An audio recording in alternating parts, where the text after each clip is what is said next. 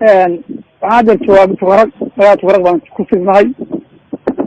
tuqaraq saaka lixdii subaxnimo salaada subax tukay dabadeedii aroortii dagaal baa ka bilaabmay dagaalkaas dagaal culus buu ahaa madaxa laamiga ka dhacayay madaxa buuraha ka sareeya laamiga xaggan hore oo laamiga ma u raagin dagaalkaasi laakiin xagga buuraha aad buu u raagay ciidamo badan anagu dhanka tuqaraqeed baan joognay dhanka tuqaraqeed ciidamada badan oo Somaliland leedana dhaafiyay dagaalkaas waa raagay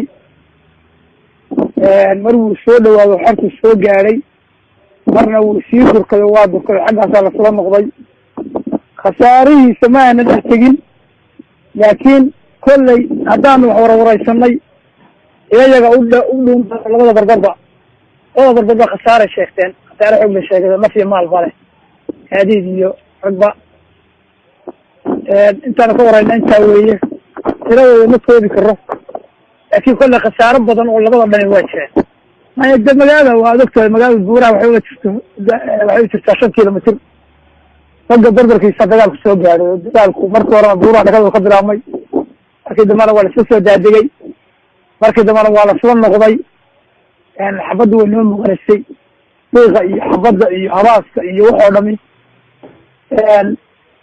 waxaana keliya oo aan xaqiijin karin ilaa iyo hadda khasaaraha in ay labada dhanba khasaare dhexaad la qabaan un bay noo sheegeen ilaha ku dhawaa oo iyaga kamid ahaa laba barbarba laakiin tirada khasaaraha